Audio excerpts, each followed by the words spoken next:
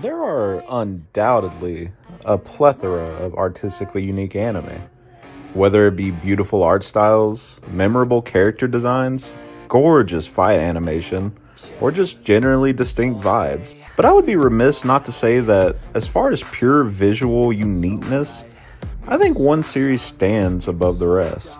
Created by Asushi Okubo and animated by Studio Bones, this 2008 masterpiece manages to blend Tim Burton's fever dreams with shonen battle sensibilities, creating something so uniquely unhinged that I don't think anything before or after really compares to it.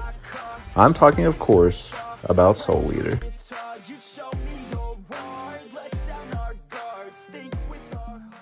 The backdrop to our series is the Death Weapon Meister Academy, lovingly referred to by students of Murder Hogwarts as the DWMA. Here they play a messed up game of Pokemon in the pursuit of collecting 99 evil souls and 1 witch's soul in order to create a death scythe worthy of the Grim Reaper himself. The word scythe there being a bit more ambiguous than you might think, as weapons range from literal scythes in the case of our protagonists, to ninja tools, swords, and just straight up guns. Students at the DWMA fall into one of 2 categories, either Meisters, aka the weapon wielders chasing the glory of having their weapons chosen by the embodiment of death, or weapons, humans with the unique ability to transform into actual weapons. It's a silly and ridiculous concept on paper, but this show has a special way of turning kooky wackiness into action-packed cool. Our main duo consists of Maka, a bookish perfectionist with anger management issues, and her scythe weapon partner named Soul, who's basically what would happen if you gave a saxophone player supernatural powers and a leather jacket. But it's their relationship that's the beating heart of this series. Soul's constant declarations of what's cool versus what's not cool provide a surprisingly effective moral compass for a show this chaotic. Throughout their adventures, our protagonists are accompanied by a small group of friends and fellow students, including my personal favorite, Blackstar, a ninja assassin who's apparently never heard of the concept of stealth, and his partner Tsubaki, a patient weapon who can transform into various ninja tools. Blackstar's ego is so massive it has its own gravitational pull, making him simultaneously the most annoying and most entertaining character on screen. Honestly, your enjoyment or hatred of this character to me is going to come down to how much you can tolerate young Naruto, because these two are a lot more similar than I see a lot of people pointing out online. Rounding out our roster of heroes, we have what is essentially in-universe royalty in the form of the son of the Grim Reaper, Death the Kid, who suffers from the most weaponized case of OCD in anime history. Paired with the Thompson sisters, Liz and Patty, who transform into a pair of twin pistols, Kid's obsession with symmetry provides both comedic gold and surprisingly deep character development. Watching him have a breakdown because his toilet paper isn't perfectly aligned is somehow both hilarious and genuinely touching in a way.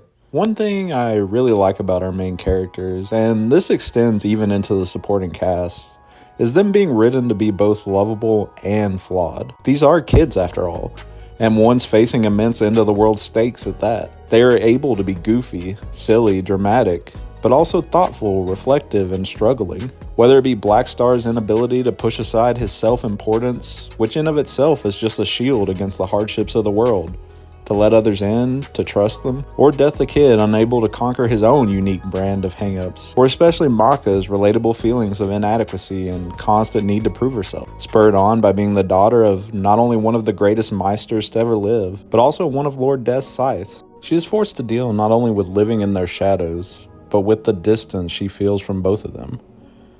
One due to her mother being nowhere to found throughout the series, off traveling or some bullshit, I can't remember.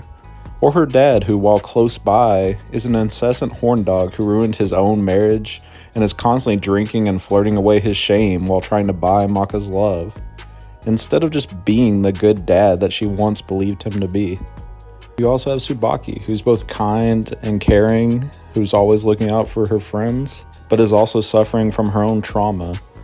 And their Soul, who's in a conflicted cycle of trying to do the right thing and wanting to just burn it all down when his efforts never seem to be enough. These struggles offset an over-the-top world by giving us a spectrum of character struggles and flaws that we can all, if not relate to personally, at least comprehend. We all feel pain and self-doubt. We all have insecurities and fears, and we're all just trying to do our best even when it doesn't feel like it's enough. Soul Eater boldly states that we are all flawed and that The world is full of monsters, and yet we have the choice to lean on and be there for one another and fight through it together. Resonance is a big element of this story, the need for Meister and weapon to bond.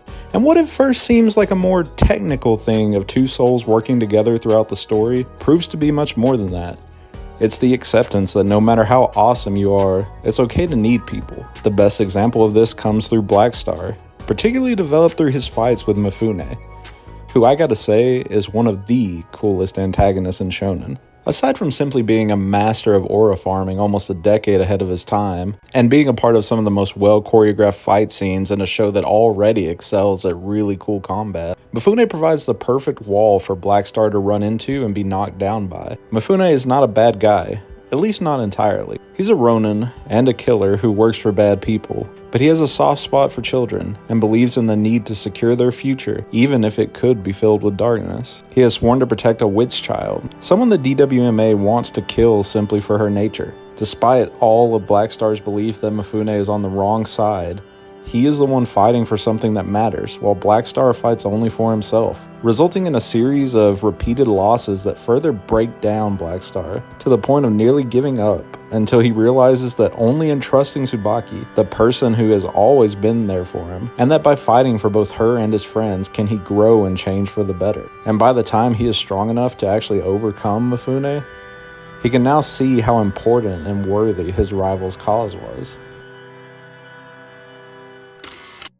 To me, Soul Eater strikes a delicate balance that many series fail to fully tightrope. Incredible world building that is unique and memorable, with a cast of characters so awesome that we don't even have time to fully dive into them all, not to mention an array of compelling villains and antagonists to rival Naruto's rogues gallery, led by Krona, who is a masterpiece in dealing with the effects of child abuse and self-identity struggles, with an inability to deal with literally anything that starts off as a joke and becomes a heartbreaking character trait, to Medusa, who is single-handedly the most vile and hateable villain in shonen. She is written phenomenally to be despised, and she earns every bit of that hatred. Along with villains are Stein, the Death Sites, Death himself, the other teachers, who are all compelling and enjoyable characters, all culminating in the ultimate baddie of the series in the form of the Kishin, an embodiment of not just fear, but self-loathing and the feeling of inadequacy that is a constant in this series. The Kishin is where the path of self-doubt and self-hatred leads, when your inability to trust the world or love yourself turns you into a monster that lashes out at the world, that you can never find acceptance in or accept fully yourself. Unfortunately, the Kishin and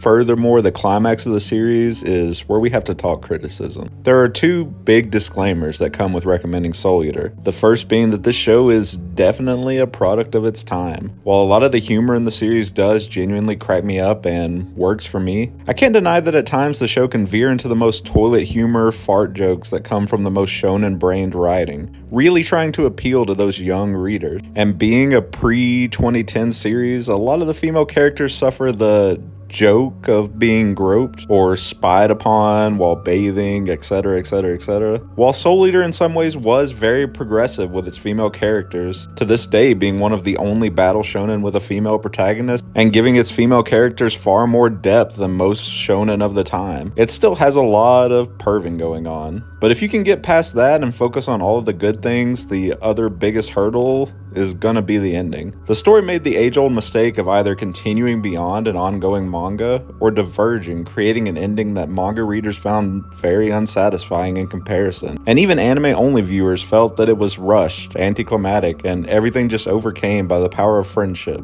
which I'd be lying if I didn't say I was more on board with. Aside from being a sucker for a good, the power was inside us all along trope, I also think it's fitting for a story that's all about leaning on one another and loving yourself. That said, I can't deny that things do feel a bit rushed, but I don't think it took away from the journey to me.